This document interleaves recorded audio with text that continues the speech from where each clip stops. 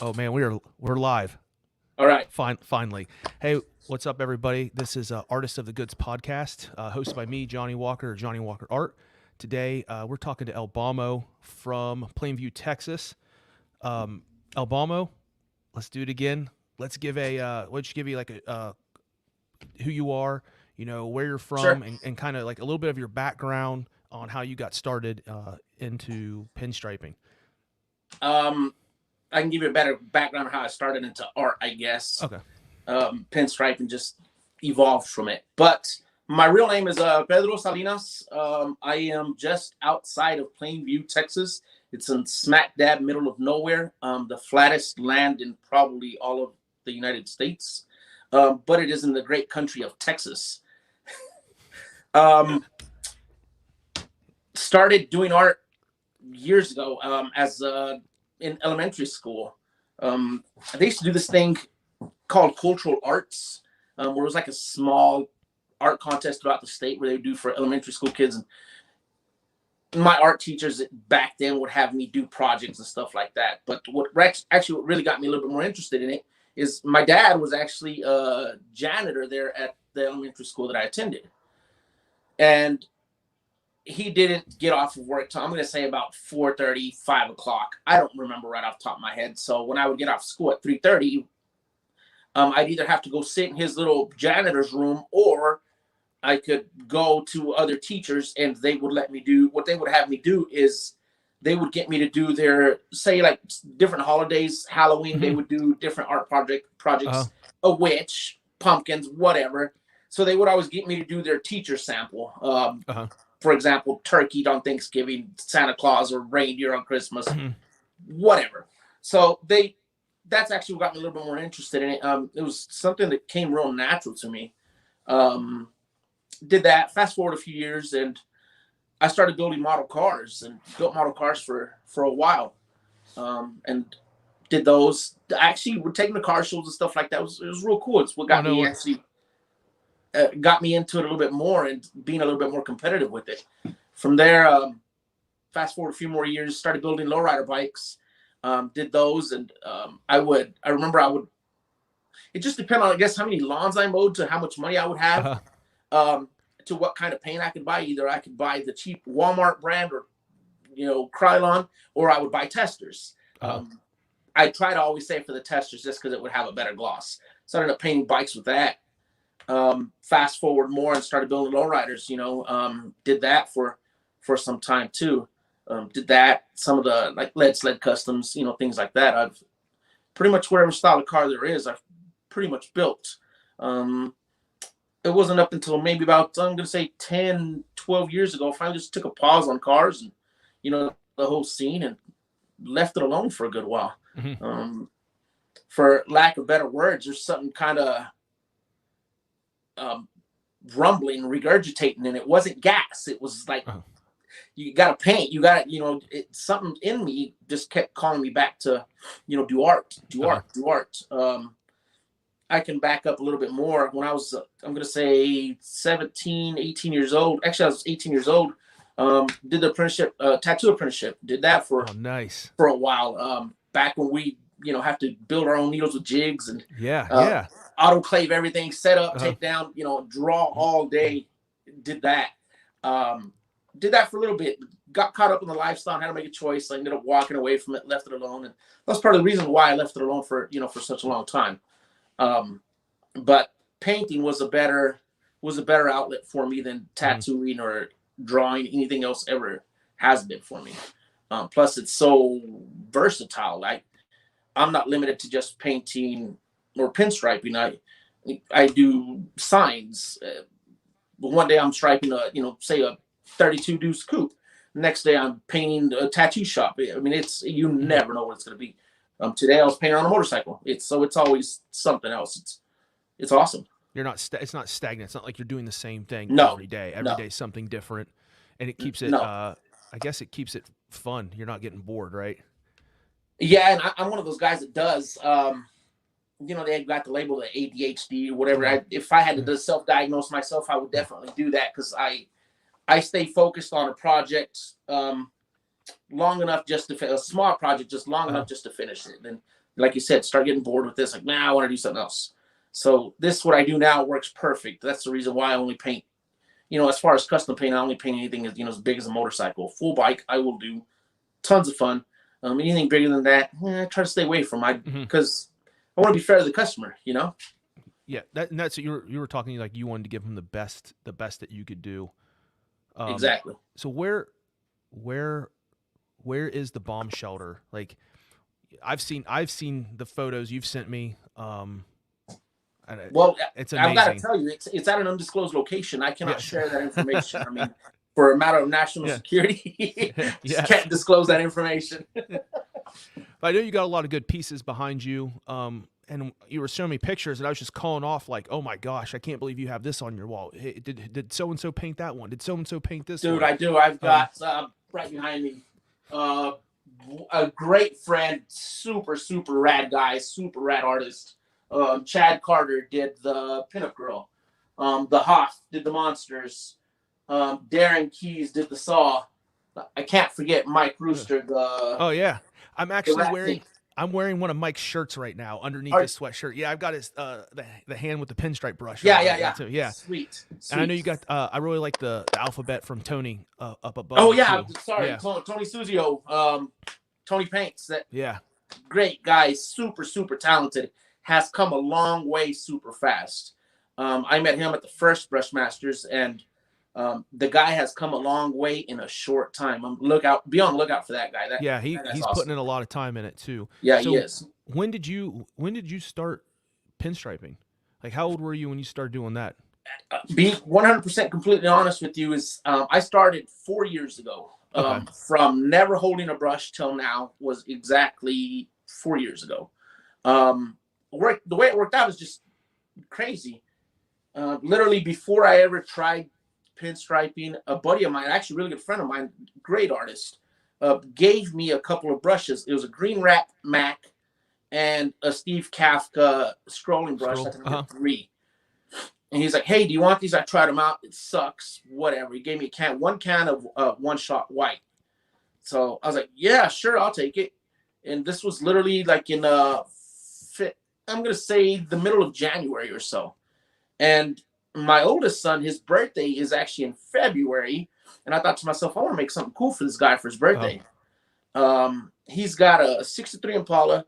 So what I did is I thought I'm gonna pinstripe this car, not the actual car, but I'm gonna pinstripe a drawing of this car. So I don't know if you're familiar with the striper Menke. He does these front ends of cars and then does striping on top of them. So I mimicked his style.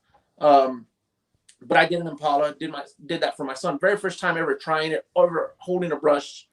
And dude, it was literally love at first stroke. I mean, it really was. I tried it, and then after that, I just couldn't put it down. I know something you do. And I was just wondering, like, so what I've noticed, like you go right at it. They're like, I've seen like you don't like graph anything out, draw anything on, and you just go, and it works, and you make things fit when you don't think like, oh man, that all those letters aren't going to fit in there, and you make it fit and flow and look nice. How did you pick that up to be able to see that way, and how long did it take to get there?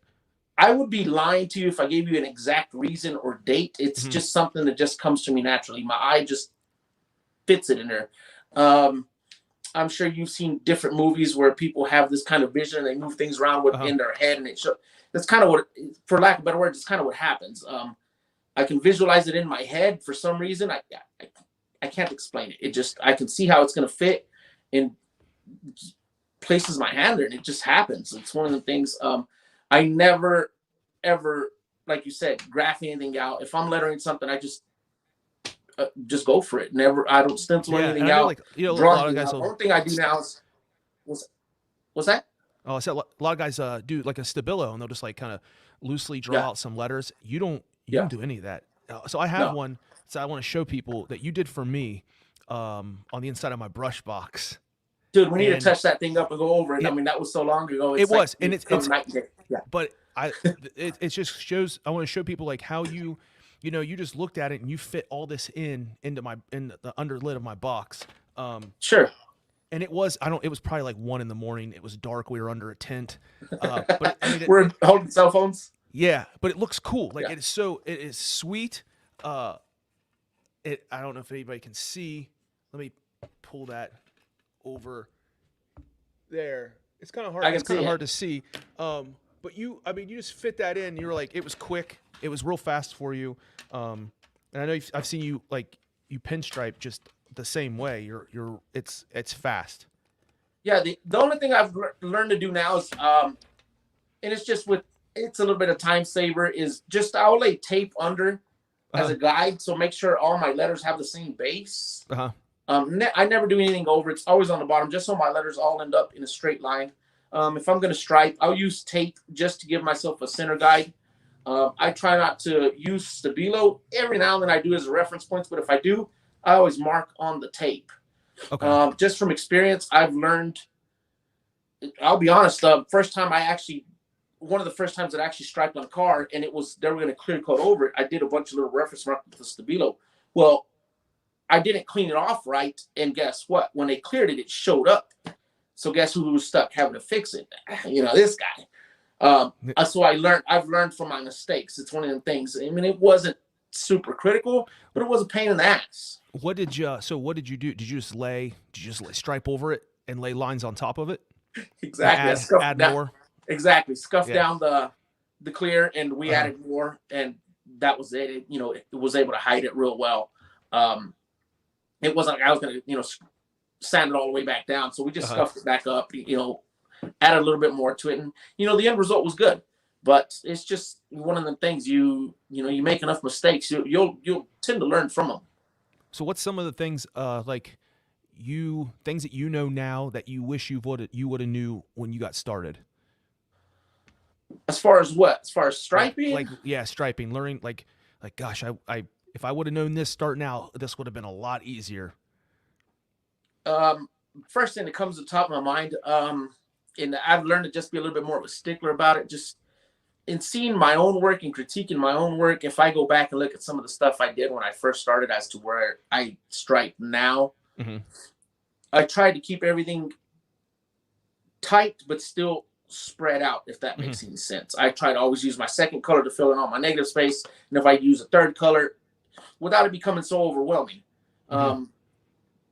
As opposed to before, I tried to keep everything so concentrated in the center, and it just, to me, you would lose it visually just because you're staring at so much. So I've learned to keep it tight, but still spread out. One of the other things is my corners. I try to be a real stickler about my corners where two lines intersect. Granted, when you first start, you're going to have, a nice point on your brush. What I've learned to do is if you just take the time to clean up your corners, either leave your brush the way you have it, lay it back down, and clean your corners up. Or one of the things that I've learned is if you turn your brush over and use the top side of it, it'll flatten out just perfect enough to where it gives you a nice clean corner at where every line intersects. That's one of the small things that I've just learned, along the way. So what's some of the stuff? And I'm probably gonna ask everybody I talk to, what's in your paint box? I know when I've seen your box before, and the cool thing, most people's things have like a sentimental value, right? I've got one thing that actually has a sentimental value, and it's just stupid, but it's the one thing that I have with me since day one. I have it's my lucky screwdriver. This thing has been with me since day. Matter of fact, I have a confession to make. I took this from the job where the guy didn't want to let me get any more tattoos. Screw that guy, it's mine. I have literally forgotten this at several jobs, at a couple of jobs for sure, and turned around and had to backtrack, 30 miles just to go back and get my screwdriver. This guy's seen many, many, many jobs. I've got the box here next to me. Got to give a shout out to my boy Hernan. Engrave it. There's my print box there. Yeah, you have a nice box, a nice brush box. Yeah, he completely chrome and gold. He engraved it and chrome and gold plated it. It's my my striping brush box. So other than that, everything Do else you is pretty still standard. use that? Obviously, Do you still have the Craftsman toolbox?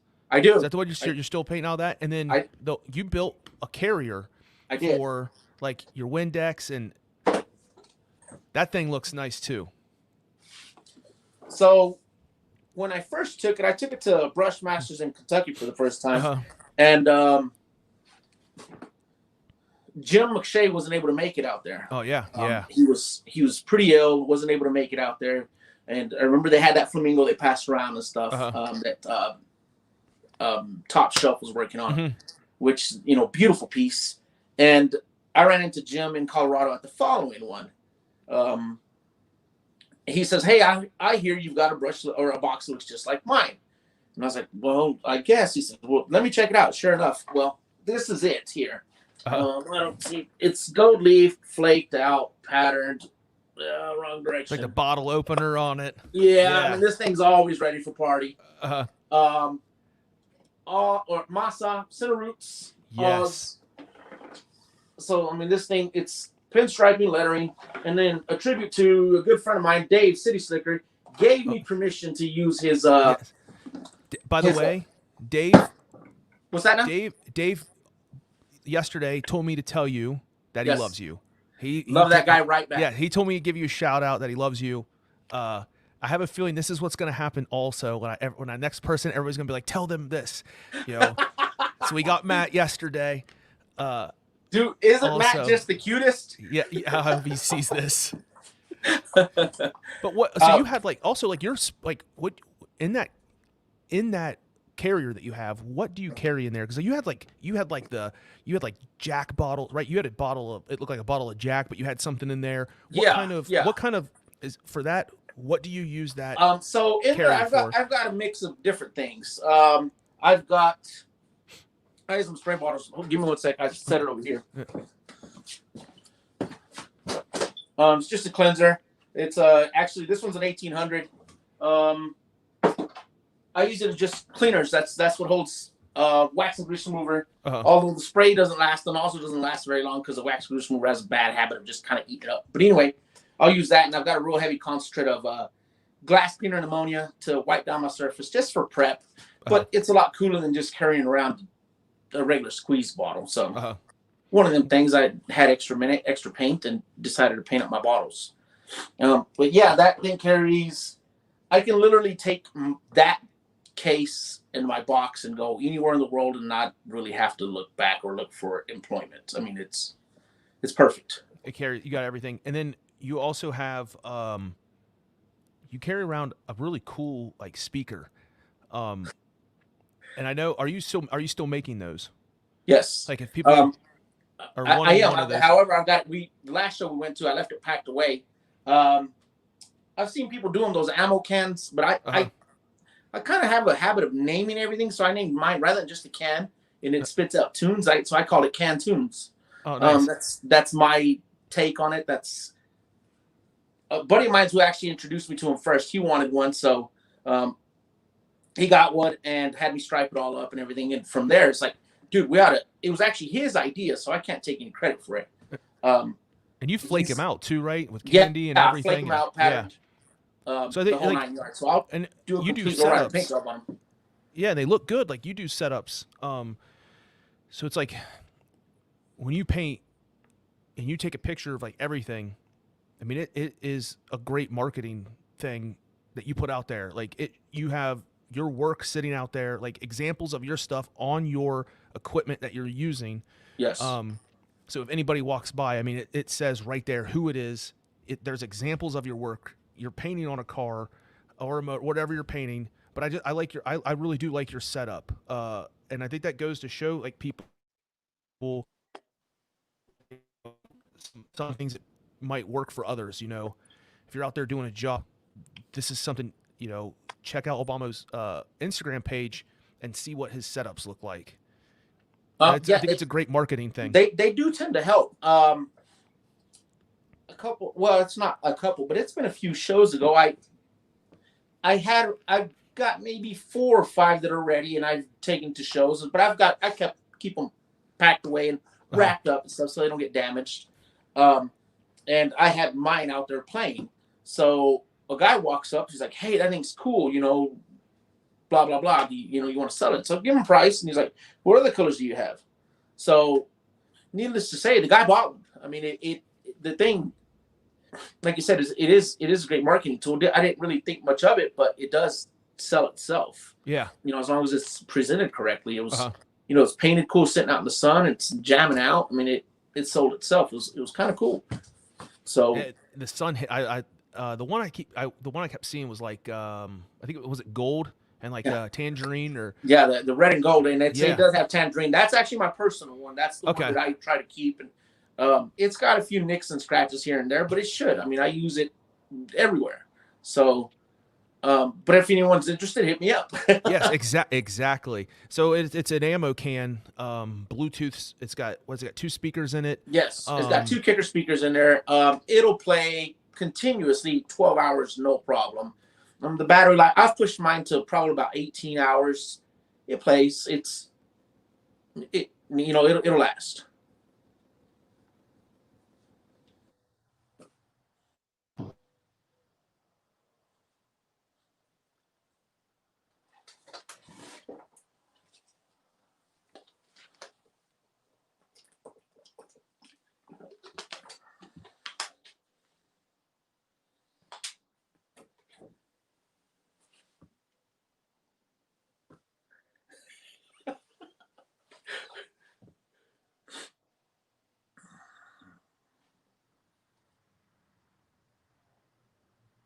Get it together, Johnny. Get it together.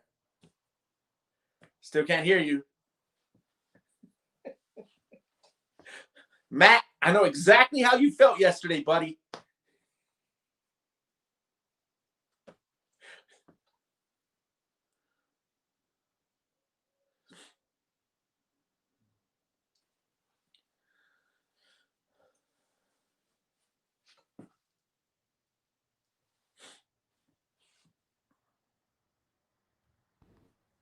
I'm back. There you are.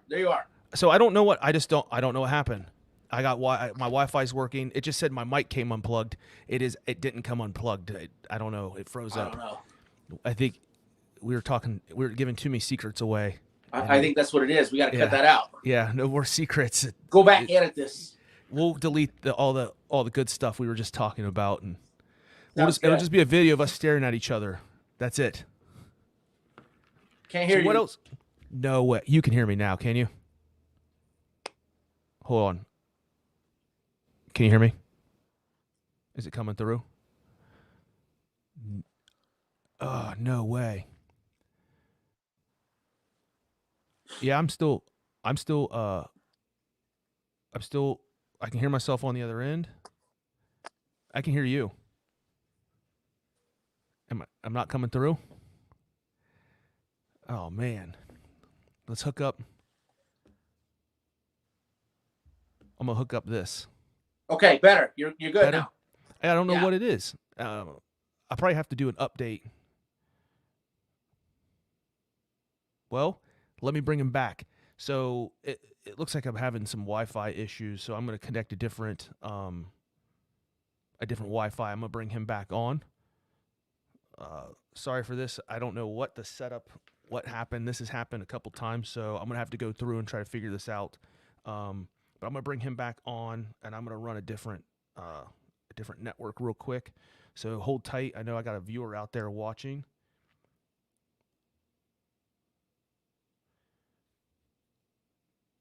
And I'm gonna change. So I might disappear real quick.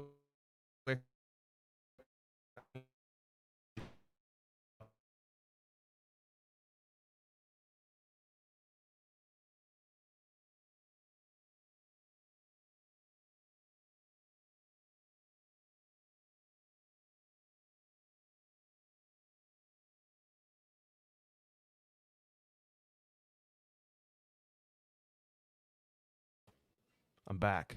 Okay. Let me get a hold of Albamo and have him log back in. I'm gonna send him a message real quick and bring him back. Plug this in. Yeah, I don't know. This hookup I have is this happened a couple times where I'm losing people. So just hold tight.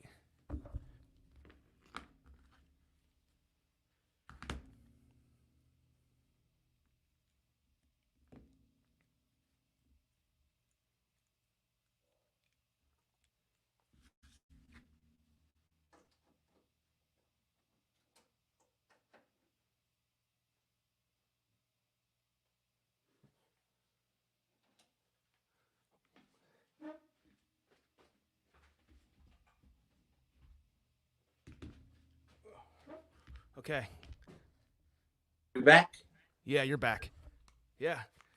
Hey, so I'm gonna have to move this. I know. So I have a basement studio, and I think there's issues with like Wi-Fi in my house with coming down here into the basement. So I'm just running through my phone. This has happened.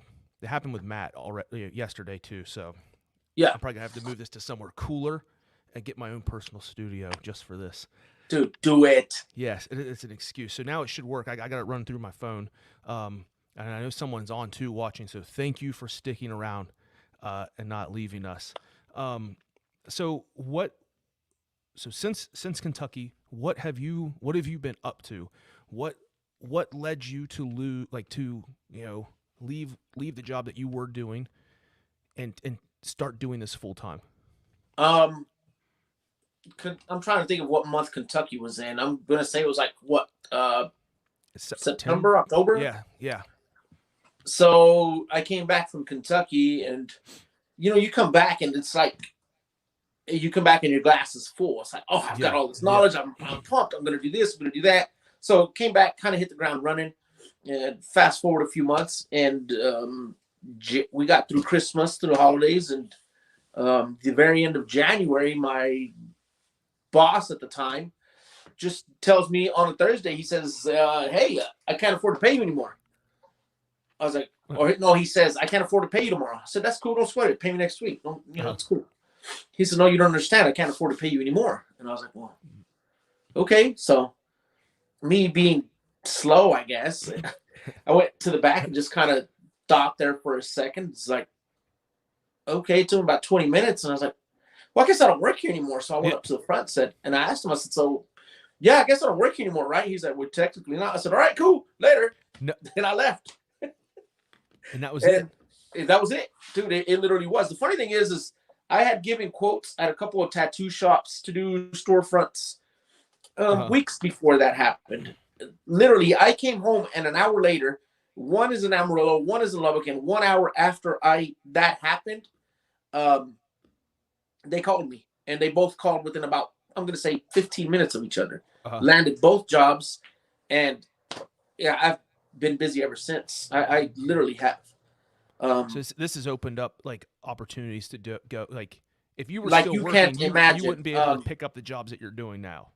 Exactly. Before I used to do it, I was working that job full time, and then on weekends and after work, I would come home and I'd paint. And that job, the way it was, is we'd have real busy season in the spring and summer, and then it's fall and winter. You could literally take a nap and you weren't doing anything. So I got to practice a lot there. I got to paint a lot there. He told me himself, you better find some kind of hobby. So I did. After I left, about a month went by, and he calls me back. He says, hey, I'd really like to get you back. I still can't, really afford it now, but, give me a minute. And so I was like, okay, cool. I wasn't really, a jerk to him, but I was just like, okay, just left in the back of my mind. So then I'm going to say about a month after that, so literally about 2 months, he calls me back. He says, hey, I can afford to pay you again, and I'd like to have you back. And I didn't mean to sound arrogant or anything. I just told him flat out, well, I'm sorry, but you can't afford me anymore. For what I was doing there, what I was making there, to not having my hands tied, bound, shackled, I didn't have to go back. I was lucky enough to be able to, as long as I was painting, keeping my brushes wet, like Darren McKeag says, dude, it was great. He says brushes wet, keep your brushes wet, you're never in debt. He couldn't have said it any better. Since I left that place, things have changed for me tremendously. I do have a new boss every day or every week, which is my customer at the moment, but it's nothing the way it used to be. This is the best thing that could have ever happened. I can't stress that enough. You were telling me that you're like, I'm never going to work like what you were before. Like I will never work for anyone else again. Never. Thank God, he's giving me a talent. I finally put it to use, and it provides for us. I'm able to, like you said earlier, I'm able to provide for my family. I'm able to do whatever, whenever, because of that. So, And that's when when I met you, that like I will always remember what you told me this, and you did have a brush in your hand at the time, and you said like you go I you know like I the job that you had, you're like, this pays my bills, but you go and you said you had a brush your hand, you had a pinstripe brush, and you said, but this right here feeds my family. This is how I feed my family, and I'll never forget that. yes. Your dedication to the custom paint world, like that right there. Yeah. And now, I mean, literally, like you said, well, I keep my brushes, well, they're submerged right now, but that's literally what feeds my family, it takes care of everything. But it doesn't come without hard work. I mean, you do have to work at it. As you got, I mean, whoever follows me will know that. I mean, I will do any show I possibly can. Everything within at least right now, at least a 300-mile radius, I will go to. I will show up. I will set up. You're able to buy any of my art there, anything that I do in my spare time or in between projects that I try to set out on the table, and I will stripe on the spot. I will letter on the spot. Whatever it takes to continue to do what I do, I will do. If it means I've got to drive, 5-6 hours and, get no sleep, well, then that's what it means. It's a small sacrifice, for my greater good, my family's greater good. Are you still driving that S10? I am. Not at the moment. Let me back up. I do have it. We did a ton of work to it. It's got a full engine swap. It's like literally days away from getting finished. But yes, I am driving that S10. I'll let you know, I'm a fan of Fiats. Like, I'm a huge fan of Fiats. Do you still have your Fiat? Dude, why would you even bring up a Fiat? Exactly. Because I think, hey, one, they're awesome. They're awesome. Yeah. And I know you had one. Yes, I've still got it. It's actually my wife's car. I prefer my S10 all day long.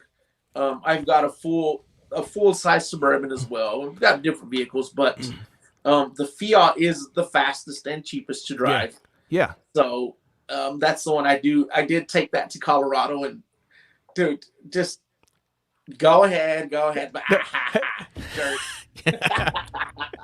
But look, I think the Fiat would be a cool project.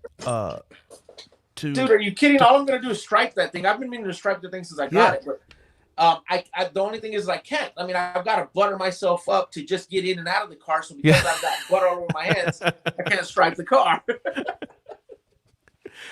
I have a Fiat, like I do really do, like I have like a Fiat 500 book with all those vintage like Italian cars. I do like them. But I knew you had one. I was like, man, I better ask him about this. He's Dude, gonna hate me. Sweet. Like I'm not. Me personally, I hate the car. I really do. My wife loves it, so I guess whatever.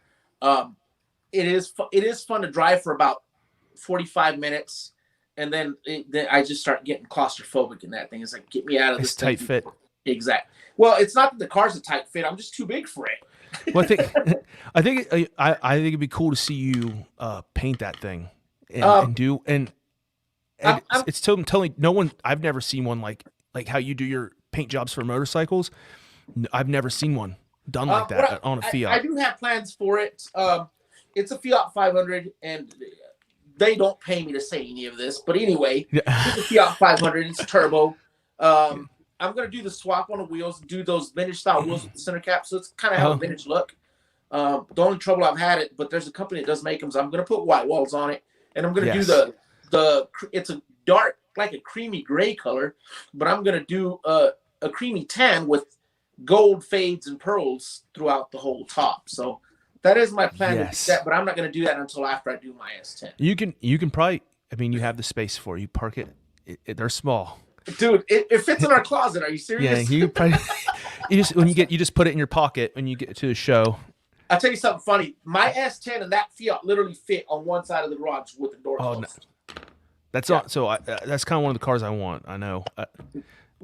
We're admitting a lot of things here. Yesterday, Matt and I talked about Pinterest, and he was like, "Well, you're admitting to it, not me." Pinterest accounts and Fiats. these are the secrets, guys. This is how you got to do it. Dude, anyone who knows me personally knows there's not much room, not much extra room for me in that Fiat. I mean, it's just I drive it because it's cheap, it's fun for about an hour. Yeah, I mean, when I went to Colorado, I mean, yeah, I got there fast and I got there cheap, but it wasn't comfortable. Yeah. You know, it wasn't comfortable. Well, I think that's like it's something different. You know, you go. Sometimes we see the same things over and over and over, and that's one car that you don't see people like going like putting things into. You exactly. You go to shows and you see the same type of cars.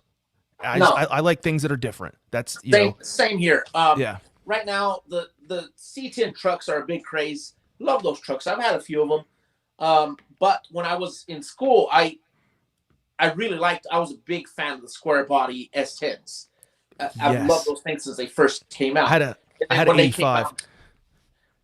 I say same thing. I had an 84. And then when they came out with they changed the body style, did it like the OBS style S10. Dude, it was love at first sight. I love those things. And that's what mine is now. That's a 95. But I just did you put a V8 in it? What's that now? Did you put a V8 in it? We did. Yeah. Oh man. Small block, EFI, 700R. So I mean, it'll move. We could have done an LS, but I had that small block. It's like might as well use it. So is that what you're taking to shows? Yes. Yeah, and I could carry everything in the trailer, but I guess it's just in my nature to be a little extra, as you can tell with the background. I've got a small trailer, a little 5x8 trailer I tow with it as well. It's got the S10 is slammed, 14-inch baby moons, 4-inch buff white walls, and I couldn't leave the trailer out, so the trailer's got the same. It's got 4-inch buff white walls. My logo's all over it. So. Yeah, so I was wondering, do you have it all painted up? The trailer all painted up? No, I'm not going to admit to painting it, but it does have logos all over it. We're going to leave it at that. We're not going to use that other word. No. Death to that word. Yeah, but it's a cool rig going. You know, when it's all put together, it's fun. It's being that it's a small enclosed trailer, it works out. I don't have to worry about losing anything. Along the highway or on the road to a show or anything, it locks up nice. You know, I don't have to, you know, if I go for a show that's, you know, so many miles away and I do spend a night, it just lock up the trailer and everything's in there. It's safe, secure. It's fine. How many shows do you like usually average a year? I'm going to say about 30. Oh, wow. There's a lot of local shows. I'll do local shows. I'll do whatever it takes. I mean, I really will. I set up, take down, and I shouldn't just say I have to admit, my wife helps me a lot. If it weren't for her, I really wouldn't be able to do it the way I do. So we divide and conquer, and it's a team effort. It works. It really does. Mm-hmm. There's no way I'd be able to do what I do without her help, without her support. It works for us. Which works out fine. I mean, not to sound cocky or arrogant, but she's beautiful, and guys would rather talk to her than talk to me. So it helps. She reels them in, and I got them. Oh my gosh! Yes. I hope she's watching right now. That's awesome. But it works. We've learned a lot along the way. It wasn't this refined when we first started, but we've got it down to a system. We've got a pretty good system down, and it works. It works for us. We've got big plans for this next year. We've bought an RV, so we're gonna do that, hit the road with that. She's got 3 more years of work, and I'm keeping my fingers crossed she doesn't change her mind. But after that, we should be able to hit coast to coast and show up everywhere. But we're gonna do it in an RV. I would love to do it in a van, but she's just absolutely hates those things, and she hates vans the way I hate Fiats. I know you travel a lot. Yes. Do you fly to any of these locations? And if you do fly, how in the heck do you travel with brushes and when paint? I do fly, all I can take is brushes. That's it. I'm not allowed to carry any paints. So did a little bit in New York last July. Took my brushes out there. Did a little bit out there. Went to Los Angeles. Same thing, July, and I flew out there. So a buddy of mine, I was doing work for a buddy of mine. He had paint, so that worked. Another time I drove out. If I drive, I can take all my stuff. So I mean that's not a big deal. But if I do fly, I'm able to fly anywhere. And as long as I can take my brushes, that's fine. I mean, paint is paint. That doesn't matter. But you do get used to your tools, and it's. I mean, granted, I can't pick up a new brush out of anywhere and do what I've got to do. But I'd rather use my own. How do you pack your brushes for a flight? What do you keep them in a box, or do you put them in a bag? No, I keep them in a box. I carry them just the way I would in my regular paint box. I keep them in my carry-on. I don't let those things out of my possession at all, just because, I mean, it's literally my livelihood writing. Yeah. And so, you're talking, that's a lot of money you have sitting in one of those boxes.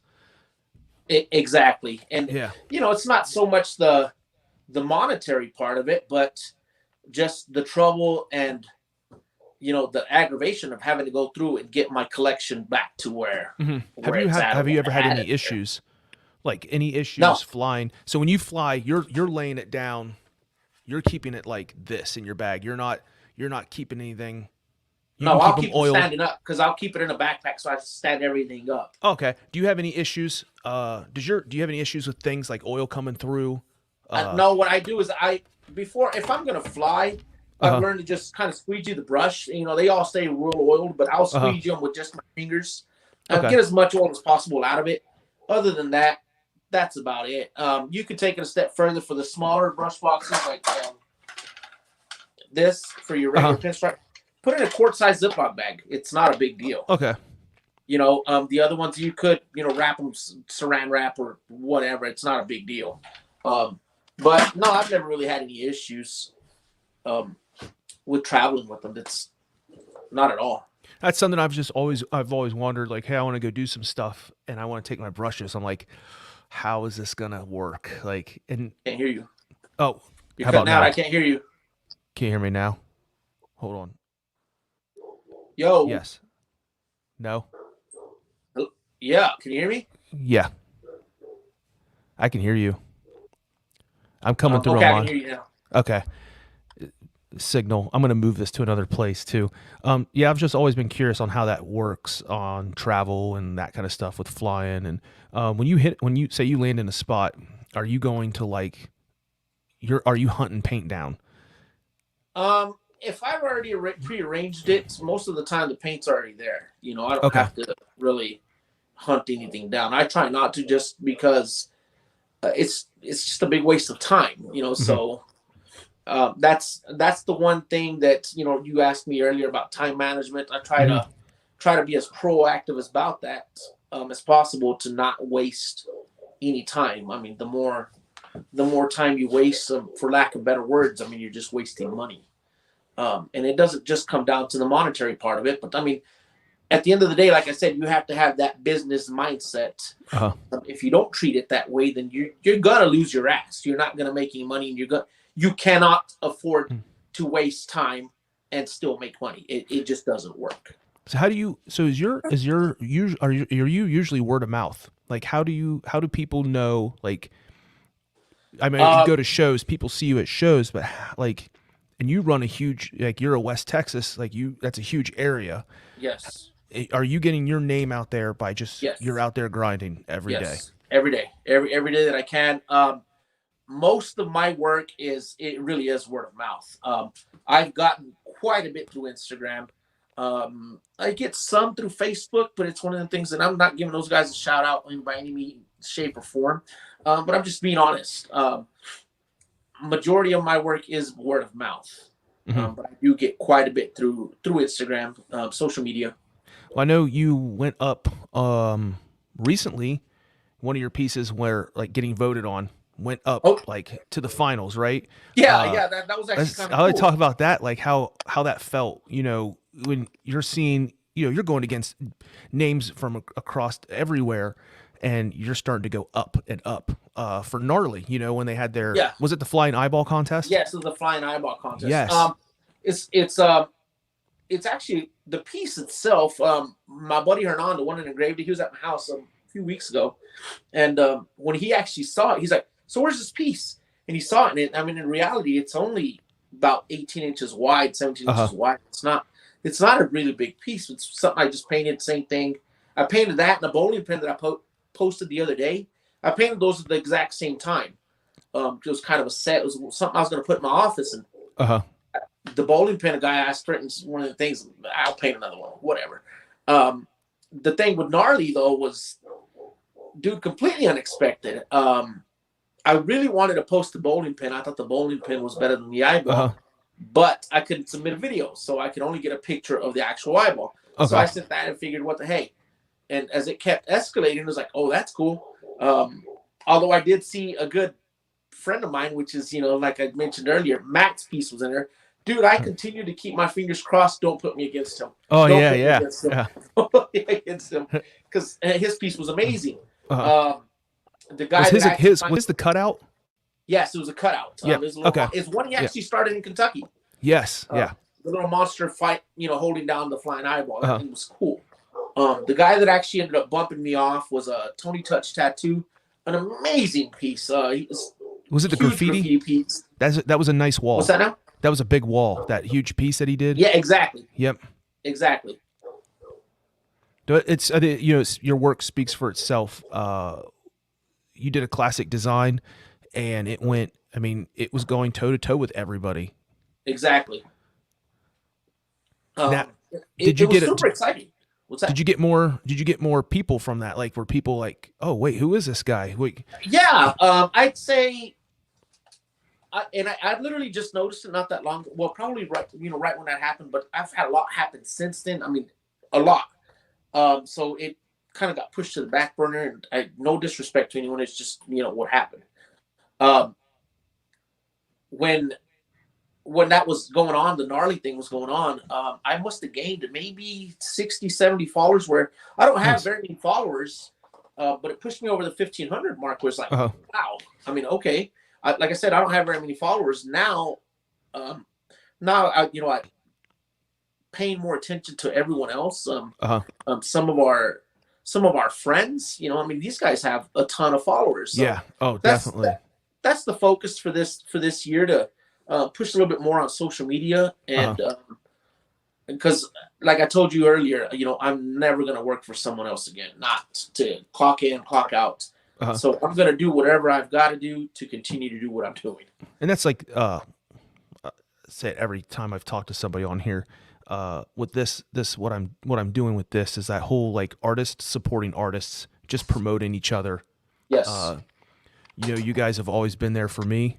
And this is the least I can do.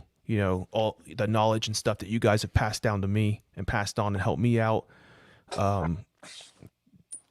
I can do this, like it took me a while to get to this point, but I'm figuring it out. We've had some hiccups, with yes, cutting out during these things, but I'm still trying to learn how to set all this up and get it going. But yeah, I'm really going to start pushing this whole artist supporting artist deal. Cause I think it's the only way, one of the ways that we're going to get bigger. Definitely. You can do this whole support your local artist over and over and over. But truly when you see, it is like it's like a small family. It really is. Yeah. I've got my immediate family and I've got my paint family. Anytime, that I reference someone, it's always somebody from my paint family. And that family continues to grow. I've yet to meet anyone at, say, Brushmasters, which is the event that brought us together, that we were able to meet at. I've just met so many amazing people through that.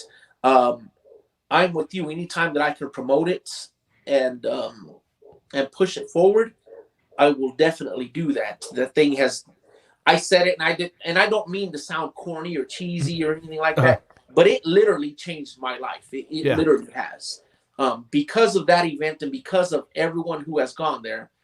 Granted, it didn't come without my own discipline and persistence and perseverance, but once you put all of those together, it did have a big impact to where I'm at now. It has made an impact.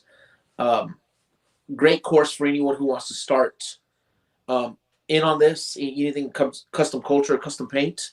It is, there is a vast amount of talent there. There's an insane amount of talent. It's like when I started talking to you on the phone, and it was like I just talked to you the day prior, and exactly. And yeah, it was like we picked back up. Yeah, it picked right back up, and we're laughing. I'm almost in tears, laughing, and the same stuff. Yes. And we were talking. I really so everybody probably heard the last one.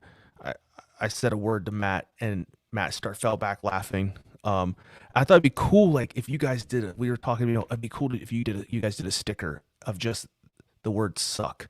Dude, I think it'd be a cool idea to get like.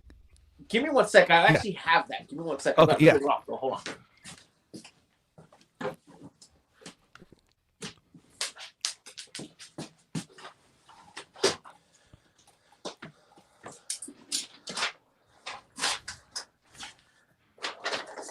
So we're in Kentucky, and we're all painting A, B, C, D, cute stuff like that.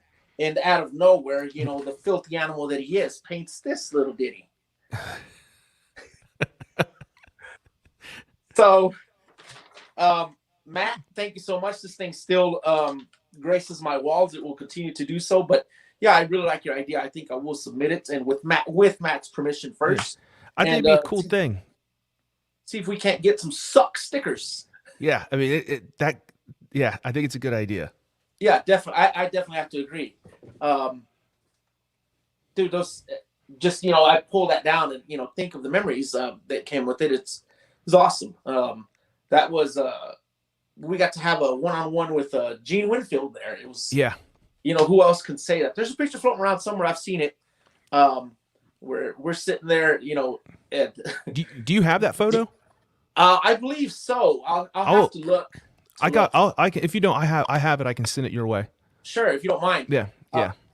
It's me, Lil Matt, and Gene Winfield sitting at a table, and Gene's like, I guess I'm gonna try this shit, and I'm sitting there doing mine, Matt's doing his, and Gene's struggling with his. And, I mean, it was just one of those things that kind of seems a little surreal. It's like, am I seriously sitting at this table with Gene Winfield? Is he asking me how you do this shit? I mean, what's the exact word? How do you do this shit? Yeah. Matt said the same thing last night. Yeah. That was the same thing. And I told Matt, I'll probably say this every time I talk to somebody about how awesome it was to be with everybody like that. How late we all stayed up painting. Yes. It was just a good time. Yes. And you've seen a lot of the people that were there have grown and have gone on and prospered in this, I guess, culture, and have done well. Yes. Hey, you've been asking me all the questions, but one of the things, you asked me about the other day, I did score all the paint from 82 short box. I mean, those are you guys that slept on it. Well, you slept on it. I did too. 82 short box. Thank you so much. I truly appreciate it. I'll have to send a message too. I hope he's tuned into this and here's this. Everyone else totally slept on it. Dude, he shipped it out to me. The guy was super cool, super understanding. It took him a few days, but got it done, got it here. And I mean, I'm using it now. It worked out perfect. So that's another guy. I mentioned him the other day too. He's a pinstriper out of, I want to say it's Dayton, Ohio. So he's not too far from me. We're doing that panel jam. I'm gonna put him in it. So Sweet. I want to give people opportunity. Like that's the other thing, put other people on, try to, hey, here's another guy, right? Yes. Give people opportunity. Like I was given an opportunity, and do like the virtual panel jam. If you're in, so let me know. Matt is in, Lil Matt, City Slicker, 82 Short Box, Albamo, and then I'm gonna have to look on my list too.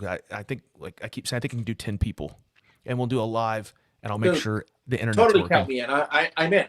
Yeah, I'll be striping with my Yeah. finger and just finger painting stripes. That's don't judge me. No, you've got that fancy new Oz brush. You need to take Oh that yeah. thing out for a spin. Yeah. You can have you seen some of Oz's work and those crazy turns that he does? Yes. This brush, you can lay down those turns with this brush. Dude, Oz he's something else. The guy's supernatural. So much talent in such a humble person, and Very such a humble humble. beast. I mean, the guy is a beast at what he does.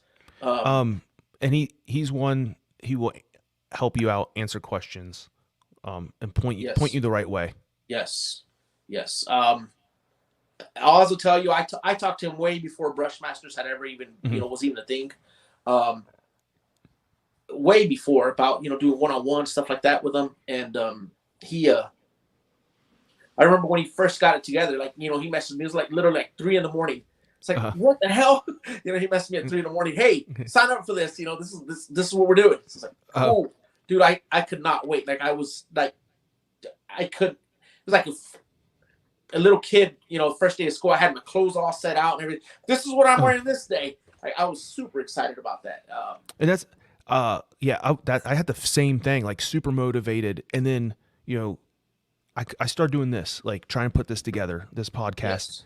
And after every time I talk to one of you guys, it's that I'm getting that same feeling again of, Awesome. I need to get back on it. Like I'm like, it's motivating, and I'm getting those messages. I really appreciate everybody who has been sending me stuff talking about how motivating it is. Hey, thanks for doing this. I really do appreciate it. I have another person out there, and I want to make sure I want to give him a shout out while we're doing this, because he's been watching, listening, and giving me some things like, hey, he saw this, like, hey, your volume's not, I can't hear you on this end or this. So I really appreciate him taking the time to listen in. And I want to find him real quick. It's Butchers. He's on Instagram. It's Butchers_Tiki_works. Butcher. It says Tiki carver, pinstriping, taco loving weirdo. He's been tuning in constantly and kind of like letting me know, like, hey, I can't hear you here. So that's helped out a lot. So I wanted to give him a shout out. No. Now can you hear it? Can you hear me? Yeah. Yep. Okay. You were sounding like a robot there for a second. Oh, it's probably slowing up. Yeah. Did you hear that? Was I able to get his Instagram name? Okay, good. Yeah, I wanted to give him a shout out because he's been constantly tuning in. So hopefully, I'd like to get some stickers and stuff made for this podcast and start throwing some stickers out there for everybody. Sounds like a good deal. Let me get these suck stickers made up, and I'll send some out to you so you can Yeah, send them definitely. out as So well. if people want to get a hold of you, and how is the best place to contact you? What do you need to do to get a hold of you? Okay, you're back. Instagram is the one that I use the most. I am at elbomo E_bomb_O. You can find me the same on Facebook, but I'm on there as my real name, Pedro Salinas, and then it's Bombo Pinstriping. It is my business page is attached to that. This happened last time. Let's hold tight. This happened again. We lost him on how to get a hold of him. So it's very important.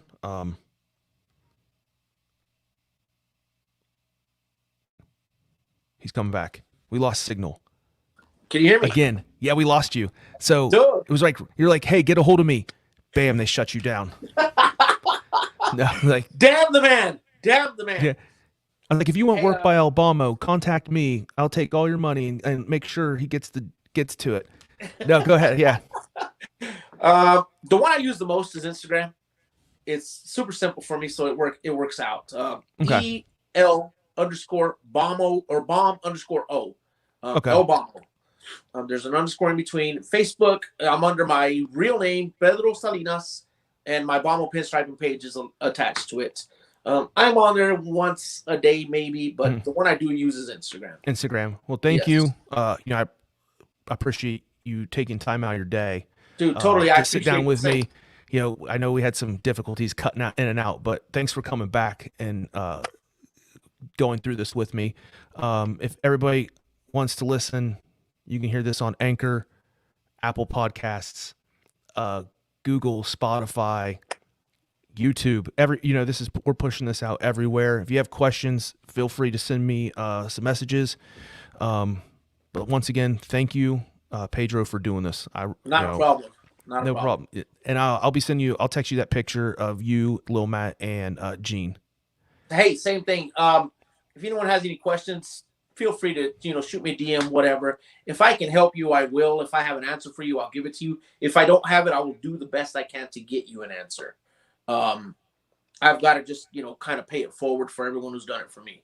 So, yeah, exactly. If you've got any questions or anything, let me know. Cool. Thank you. Thanks, Pedro. No problem. Thank you. Have a good day. Have a good one. You too. Thanks. All right. Bye.